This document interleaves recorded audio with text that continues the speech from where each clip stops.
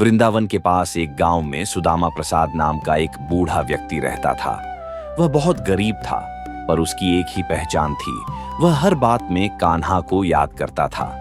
उसकी रोज की आदत थी मंदिर के बाहर बैठकर आने जाने वालों के जूते संवारना, और बदले में लोग जो दे दें उसी से उसका गुजारा चलता। एक दिन गांव में एक बड़ा व्यापारी आया। उसके बहुत सुंदर सोने के कंगन थे। उसने मंदिर में नमस्कार किया और बाहर आते समय गलती से एक कंगन गिर गया।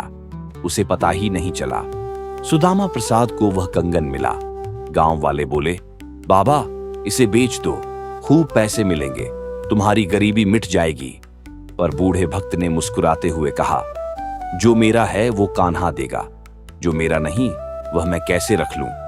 वह कंगन उठाकर अकेले मंदिर में गया और कृष्ण की मूर्ति के सामने रखकर बोला, कान्हा, ये शायद किसी का छोटा सामान है, मैं तुम्हें सौंप देता हूं। ये कहकर वह वहीं बैठकर भजन गाने लगा। अचानक भीतर से घंटियों की आवाज आने लगी और मंदिर के पुजारी ने आश्चर्य से देखा कि मूर्ति के हाथ में पहले से एक जैसा चमकता हुआ दूसरा कंगन था।